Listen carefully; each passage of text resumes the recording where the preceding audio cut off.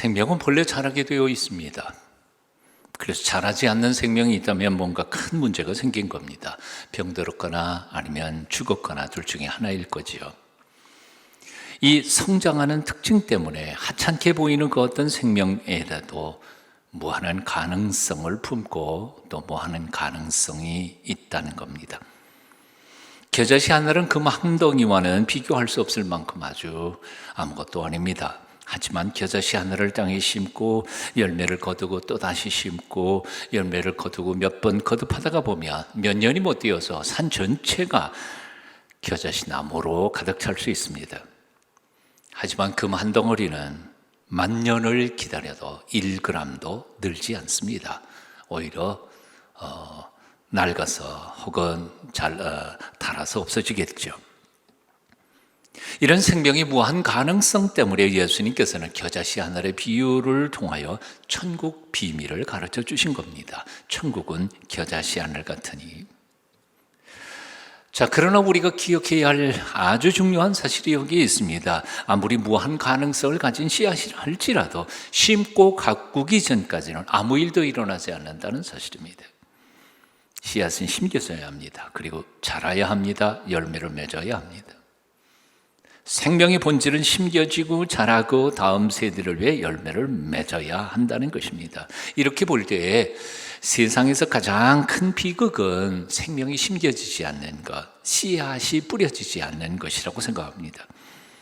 뿌려진 씨앗이 생명이 자라지 않는 것, 엄청난 비극이 아닐 수 없습니다. 태어나기는 했는데 인큐베이터 안에서 성장하지 않는 아이가 있다면, 태어난 지 1년이 지났는데에도 엄마 아빠를 알아볼 수 없다면, 나이가 10살이 넘었는데에도 말도 못한다면 그런 자식을 바라보고 있는 부모의 가슴은 그야말로 쓰리고 아플 것입니다. 하늘 아버지의 마음도 마찬가지입니다. 하나님의 자녀라면서 아직도 믿음의 기본도 모릅니다. 기도가 무엇인지, 참된 그리스도인으로 사는 것이 어떻게 사는 것인지도 모르고, 자신이 믿는 하나님이 어떤 하나님이신지를 모르고 믿기 전 세상에서 하던 버릇 그대로 죄를 먹고 마시면서 살아갔고 한다면 하늘 아버지의 마음이 얼마나 쓰리고 아프시겠습니까? 가끔은 제 마음속에는 하나님의 음성이 들리는 듯합니다.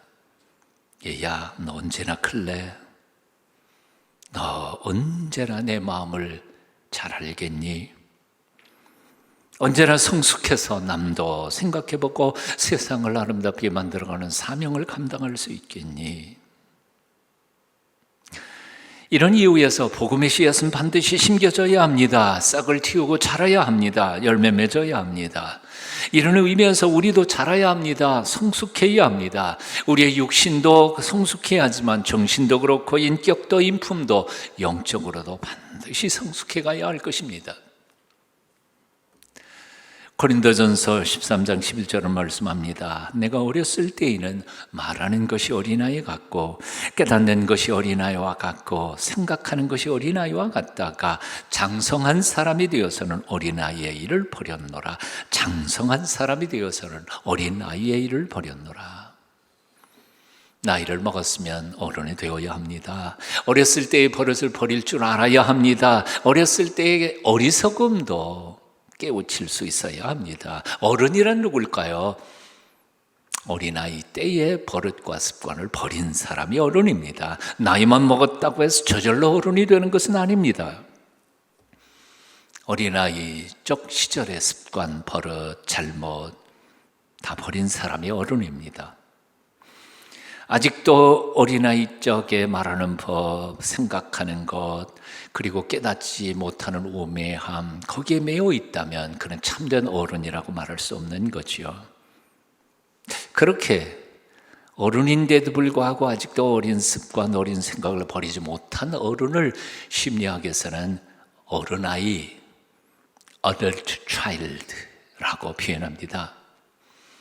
껍데기는 어른 같은데 아직도 속에 어른아이가 들어있는 사람, 또 그렇게 살아가는 현상을 피터팬 신드롬이라고 표현하기도 합니다. 피터팬, 나이 들지 않는 소년 말입니다. 자라야 합니다. 성숙해야 합니다. 어른이 되어야 합니다. 생각만 어른처럼 생각하는 게 아니라 감정도 다스릴 줄 아는 사람이 되어야 합니다. 어린이를 어른이 되도록 하고 미숙한 사람을 성숙한 사람이 되도록 돕는 것을 가리켜서 우리는 교육이라고 표현합니다. 교육에 대한 정의 개념들이 복잡하지만 쉽게 이렇게 말할 수 있습니다. 그리고 역사 속에는 수많은 교육법들이 있었습니다. 그런데 모든 사람들이 공유할 수 있는 가장 유명한 교육법을 우리는 유대인들의 쉐마 교육이라고 말합니다. 지난 2000년 동안 유대인들은 나라도 땅도 없이 온 세상에 지구상을 유리방황하던 민족이었습니다. 그런데도 불구하고 어느 날 갑자기 15배나 되는 적대 세력 아랍 토호국 한복판에 땅을 사서 이스라엘 나라를 건국했습니다. 역사가들은 이것 자체가 기적이라고 말합니다. 여기서 끝나지 않습니다. 그 15배나 되는 아랍 토호국 한복판에서 그들은 작지만 엄청난 머리가 되는 나라를 지금 끌어가고 있습니다. 노벨상 수상자의 30%가 유태인이고 미국의 정치와 경제를 배후에서 주름 잡고 있는 사람들이 유대인들입니다. 그들을 길러낸 교육법이 바로 쉐마 교육입니다. 많은 사람들이 이 쉐마 하면서도 정작 그것이 무엇인지를 정확히 아는 사람은 별로 많지 않습니다. 그런데 아주 간단합니다. 그 쉐마라는 말을 오늘 본문 신명기 6장 4절을 가리키는 말입니다. 샤마르 이스라엘 아도나이 엘로헤이누 아도나이 에하드. 이스라엘아 들으라, 우리 하나님 여호와는 오직 하나인 여호와이시니. 이게 바로 쉐마입니다. 샤마르 이스라엘, 들으라 이스라엘이여 하는 말입니다.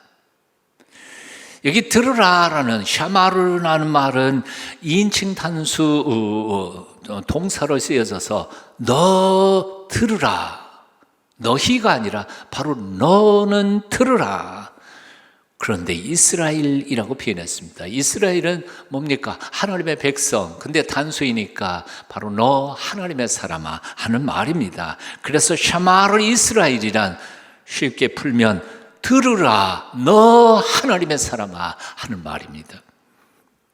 이것이 바로 쉐마인데, 이후에 유대인들은 바로 이 4절 말씀을 확장시켜서 9절까지를 전체를 신명기 6장 4절부터 9절까지를 쉐마라고 해서 아침 저녁으로 유대인들은 그것을 암송하고 기도문으로 사용할 뿐만 아니라 그 말씀대로 살아가려고 몸부림치고 애쓰는 본문이 바로 쉐마입니다.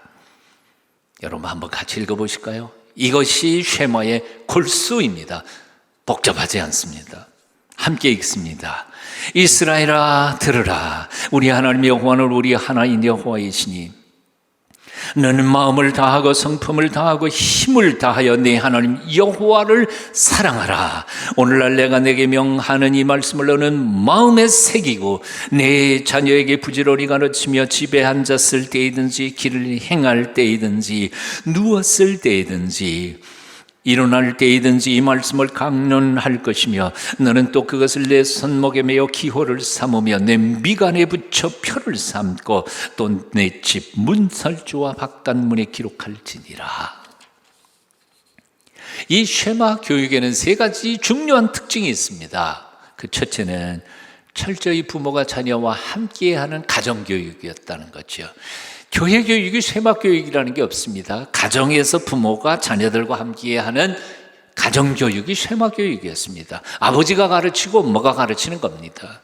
두 번째로 쉐마 교육은 철저히 하나님을 사랑하는 신앙교육이었습니다.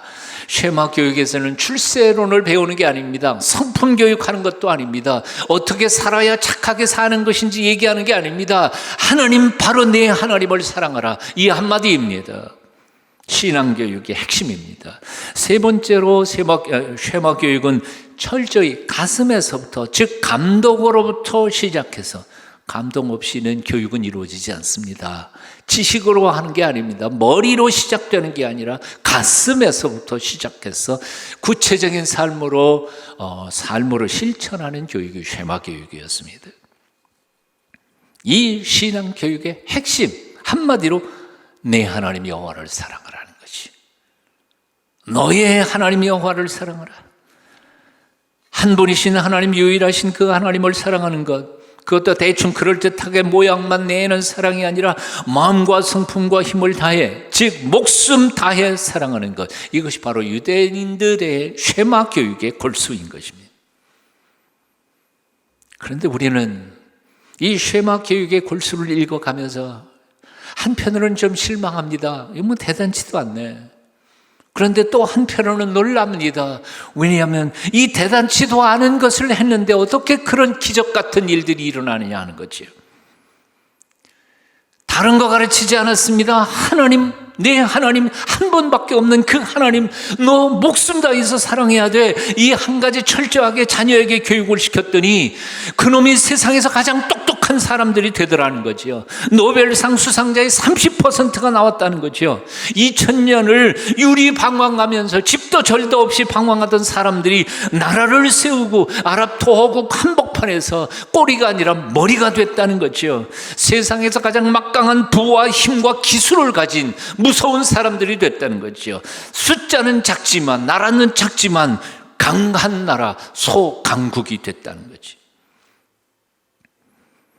유대인들은 자식들에게 공부해라 가르치지 않았습니다. 출세해라, 유명한 사람이 되라 강요하지도 않았습니다. 제발 우리도 노벨상 좀 받아보자, 돈 많이 벌어라, 이렇게 말한 적이 없습니다. 딱 하나, 너희 하나님, 우리 하나님도 아니고 너의 하나님, 한 분밖에 안 되시는 큰 너희 하나님, 목숨 걸고 사랑해라. 이것을 말로 가르친 게 아니라 부모부터 뜨거운 열정으로 그 하나님을 사랑하는 모습을, 그 사랑의 언약의 말씀을 마음판에 새기고 살아가는 모습을 자식들에게 보여주며 삶의 구체적인 현장에서 그 하나님을 뜨겁게 사랑하는 것을 가르쳤더니 나머지는 그냥 저절로 열매와 축복이 그들에게 맺혔다는 겁니다. 이 말씀을 묵상하다가 보니까 역시 우리 예수님의 말씀이 옳았던 겁니다. 틀림이 없습니다. 너희는 먼저 그 나라와 그의 의를 구하라. 그리하면 이 모든 것을 너희에게 더하시리라. 우선순위가 너희는 먼저 그의 나라와 그의 의를 구하라. 이 모든 것이 먼저가 아니라는 거지요. 먼저 하나님 나라를, 그리고 하나님을 뜨겁게 사랑해 보라는 겁니다.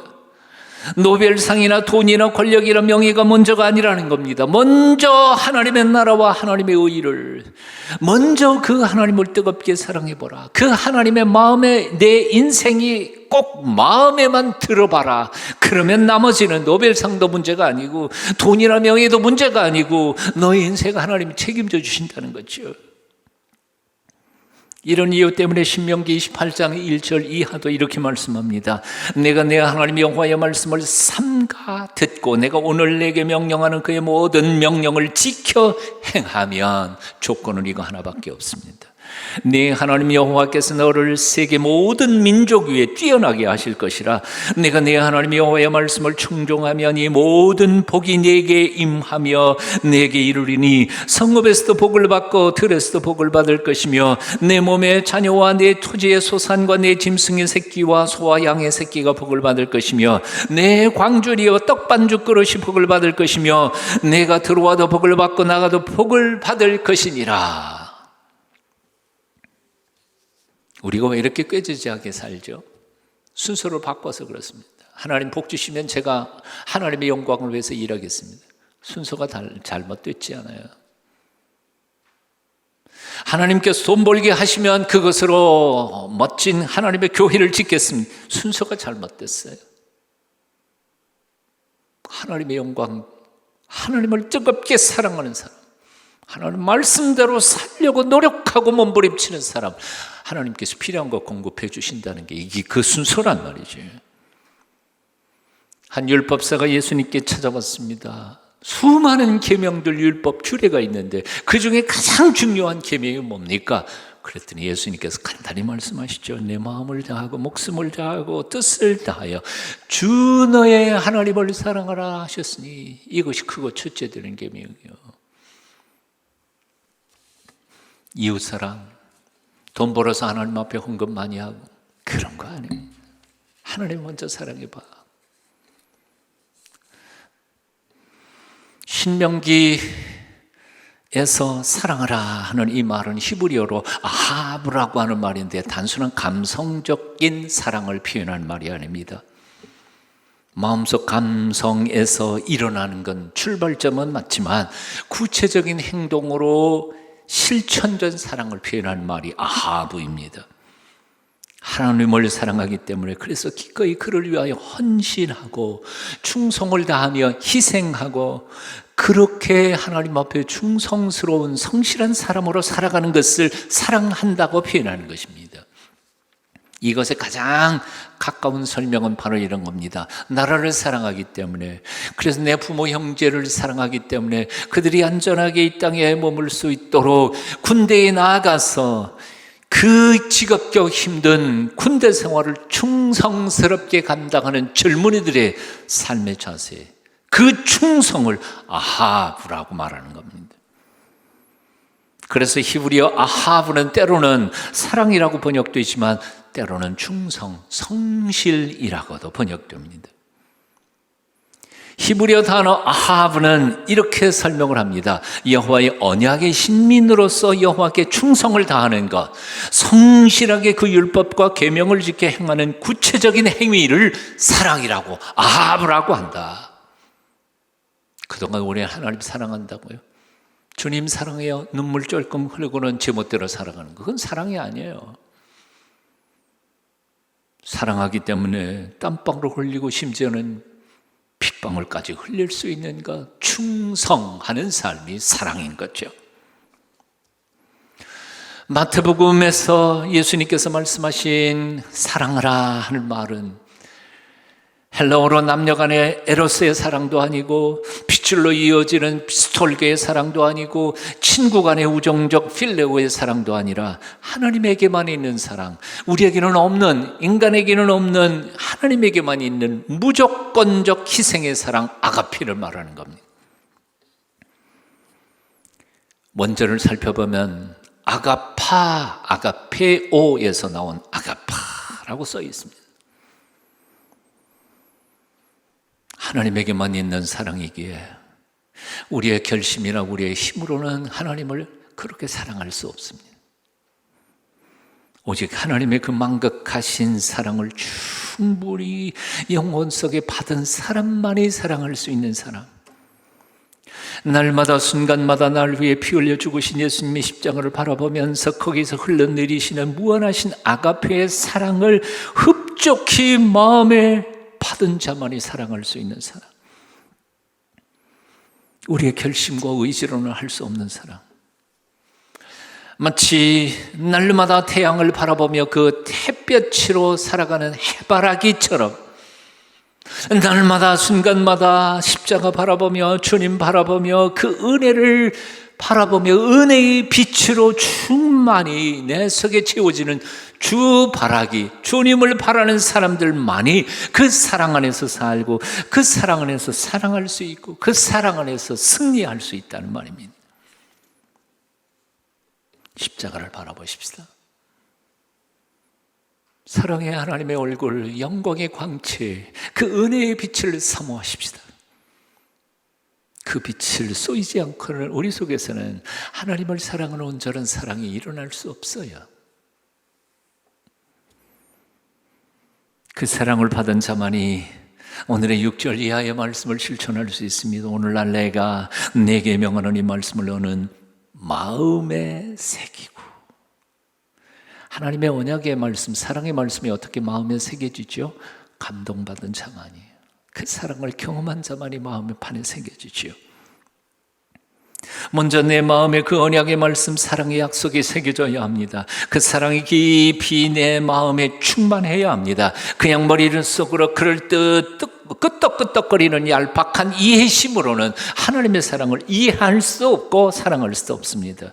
십자가의 피 묻은 사랑이 내 가슴에 차고도 넘쳐서 내 심령에 깊이 새겨질 때만 비로소 우리는 하나님을 사랑할 수 있습니다. 자녀에게 하나님을 사랑하라 말하기 전에 먼저 부모가 그 사랑을 경험할 수 있어야 합니다. 나도 이해하지 못하는 것을 어떻게 남에게 이해시킬 수 있습니까? 나도 사랑하지 않는 하나님을 어떻게 자식들에게 사랑할 수 있도록 만들어줄 수 있단 말입니까? 내가 먼저 은혜를 받아야 합니다. 내 가슴에 먼저 그 사랑으로 충만하게 채워져야 합니다. 그래서 그 사람, 그 하나님을 사랑하는 마음이 충만해질 때 자녀들은 부모님 얼굴만 보고도 하나님을 사랑할 수 있게 될 것입니다. 그래서 쉐마 교육은 철저히 먼저 부모가 먼저 하나님 앞에 배우고 하나님 앞에 서는 교육이 쉐마 교육입니다.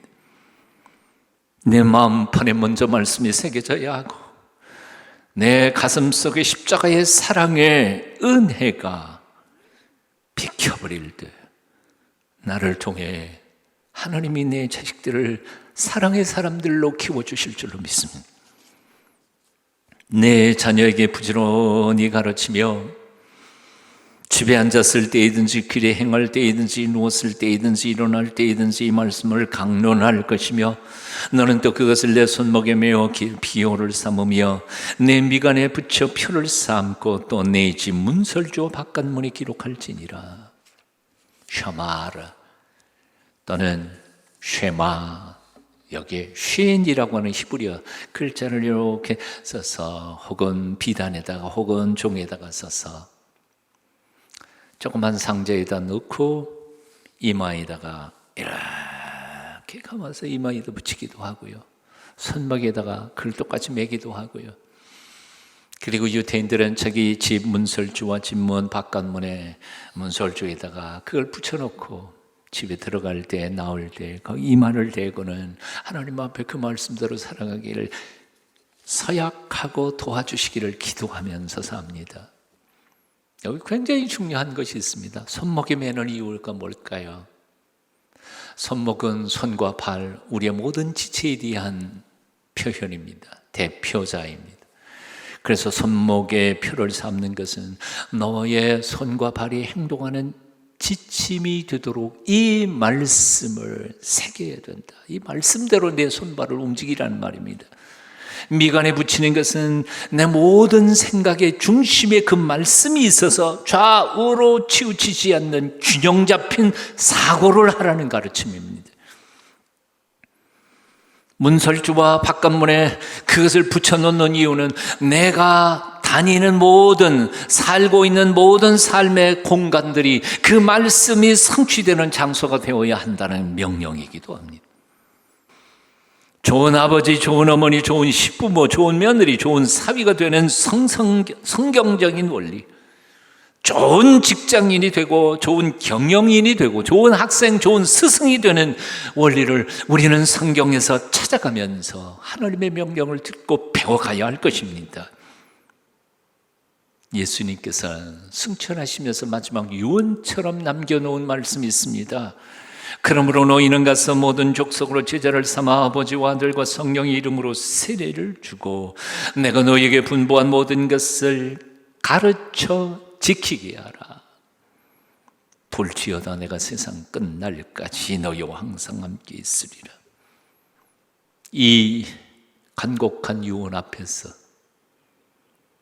우리가 남은 생애 동안에는 정말 소명과 사명을 감당하는 부끄럽지 않은 하나님의 사람들이 되어야 하겠습니다. 우리 농순교회 교인들은 한 사람도 예외 없이 마지막 죽는 순간까지 주께서 명하신 약속의 말씀을 열심히 배우고 익힐 뿐만 아니라 내게 가르쳐 주신 그 삶의 지혜와 축복과 경험들을 이웃들과 함께 나누는 하나님의 사람들로 살아가게 되시기를 축원합니다.